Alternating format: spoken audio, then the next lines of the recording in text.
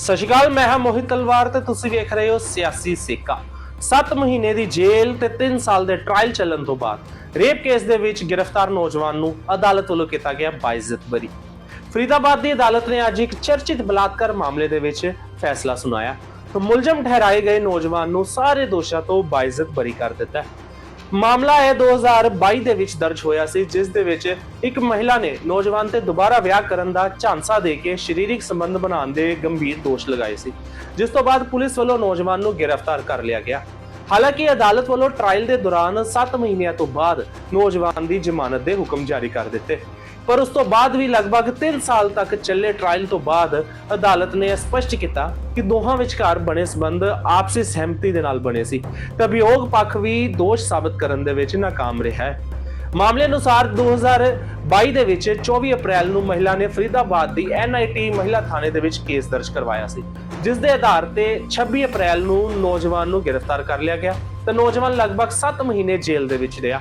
ਬਾਅਦ ਦੇ ਵਿੱਚ ਉਸ ਨੂੰ ਜ਼ਮਾਨਤ ਮਿਲੀ ਤੇ ਟ੍ਰਾਇਲ ਦੌਰਾਨ ਅਦਾਲਤ ਦੇ ਸਾਹਮਣੇ ਆਇਆ ਕਿ ਦੋਹਾਂ ਦੀ ਪਹਿਚਾਣ ਪੁਰਾਣੀ ਸੀ ਤੇ ਉਹ 40 ਤੋਂ 50 ਵਾਰ ਆਪਸੀ ਸਹਿਮਤੀ ਦੇ ਨਾਲ ਹੋਟਲਾਂ ਦੇ ਵਿੱਚ ਮਿਲੇ ਤੇ ਮਹਿਲਾ ਦੀ ਮਾਂ ਦੇ ਬਿਆਨਾਂ ਦੇ ਨਾਲ ਵੀ ਅਭਿਯੋਗ ਪੱਖ ਦੀ ਕਹਾਣੀ ਜਿਹੜੀ ਉਹ ਹੋਰ ਕਮਜ਼ੋਰ ਹੋ ਗਈ ਸੀ ਤੇ ਸਾਰੇ ਸਬੂਤਾਂ ਤੇ ਗਵਾਹੀਆਂ ਦੀ ਗਹਿਰੀ ਜਾਂਚ ਤੋਂ ਬਾਅਦ ਅਦਾਲਤ ਨੇ ਨੌਜਵਾਨ ਨੂੰ ਬਰੀ ਕਰ ਦਿੱਤਾ, ਜਿਸ ਦੇ ਨਾਲ ਲੰਬੇ ਸਮੇਂ ਤੱਕ ਕਾਨੂੰਨੀ ਲੜਾਈ ਲੜਨ ਮਗਰੋਂ ਉਸ ਨੂੰ ਅੱਜ ਇੱਕ ਵੱਡੀ ਰਾहत मिली है। 26/4 को मुकदमा दर्ज हुआ है। 27 को पुलिस ने आरोपी को अरेस्ट कर लिया जी। पुलिस ने आरोपी को अरेस्ट किया, उसको जेल भेज दिया। लगभग 7 महीने आरोपी जेल रहा और माननीय श्री राजेश शर्मा जज साहब थे, लड़की की गवाही होने के बाद उन्होंने उनको बेल दी और 20-22 गवाहों को कोर्ट ने एग्जामिन कराया और एग्जामिन कराने के बाद कोर्ट ने पाया कि प्रोसिक्यूशन जो है वो इसे प्रूव करने में फेल रहा है कि उसके साथ गलत काम जो हुआ है जबरदस्ती हुआ था। क्योंकि क्या है कि जो लेडी थी जिसने पर्चा दर्ज कराया था वो ऑलरेडी मैरिड थी और अपने जो पहला हस्बैंड था उससे उसने डाइवोर्स ले लिया था। इन दोनों की मुलाकात गुजरात के अहमदाबाद एक पार्टी में हुई थी। दोनों ने नंबर एक्सचेंज किए और नंबर एक्सचेंज करने दोनों एक दूसरे से बातें करने लगे और फिर लगभग 40 बार ये अलग अलग होटलों में एक दूसरे से मिले और दोनों के बीच में रिश्ते बने। लेकिन फिर अचानक लड़की को क्या हुआ, फिर उसने एक रेप का जो है मुकदमा दर्ज करा दिया। तो सारे गवाहों को देखने के बाद आज कोर्ट ने पाया कि जो मुकदमा है टोटली वो झूठा था और आपसी सहमति का था। कहीं भी पूरे मुकदमे के अंदर कहीं नहीं ये दिखा कि उसके अंदर कोई दबाव था, क्योंकि वो महिला उस लड़के से मिलने के लिए अहमदाबाद बाय बस और बाय ट्रेन कई बार गई थी। तो उसको हमने कोर्ट में जो क्वेश्चन किया कि आप गुजरात भी इससे मिलने के लिए जाते थे, वहां भी आपके बीच में रिश्ते बने, तो क्या आपने किसी अथॉरिटी को अप्रोच किया? तो उसने कहा कि इस केस से पहले मैंने किसी अथॉरिटी को अप्रोच नहीं किया, ये केस ही दर्ज कराया कि मेरे ऊपर प्रेशर था और मैं दबाव में थी कि मैं किसी को बताऊंगा मुझे जान से मार देंगे। लेकिन कहीं भी वो कोर्ट में प्रूव नहीं कर पाई कि उसके ऊपर दबाव था। इसके कोर्ट ने माना कि वो आपसी सहमति से रिश्ते बने थे, बाद में किसी बात को लेकर मनमुटाव हुआ और उसको सबक सिखाने की नियत से उसके खिलाफ झूठा पर्चा दर्ज करा दिया। तो आपने कैसे प्रूव किया कि जो भी रिलेशन बने दोनों की सहमति से बने? देखिए एक तो कई बार लगभग 30-40 बार वो होटलों में गई।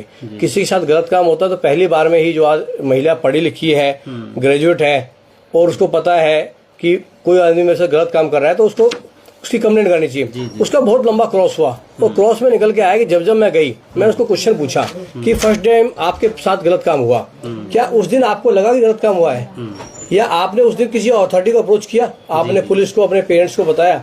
तो उसने जितनी बार भी उसे गलत काम हुआ था कभी के बारे किसी भी इंसिडेंट के बारे में किसी अथॉरिटी को अपनी फैमिली को किसी के साथ भी शेयर नहीं किया।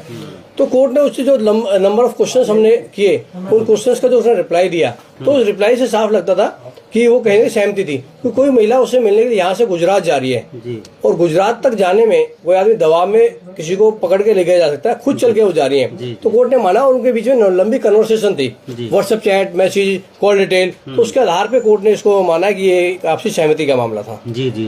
तो आरोपी अभी कहाँ है? आरोपी आज बरी हो गया है और वो अपने घर गुजरात, उसकी 5 बजे की ट्रेन है दिल्ली से, तो गुजरात के लिए निकल गया है और आरोपी ने बड़े इस पीड़ा को झेला है। 7 महीने उसके परिवार ने, उसके समाज ने इस पीड़ा को झेला है। मैरिड था या अनमैरिड था? आरोपी मैरिड था, उसके बच्चे थे और ये जो महिला है ये भी मैरिड थी, लेकिन इसने अपने हस्बैंड से डाइवोर्स ले रखा।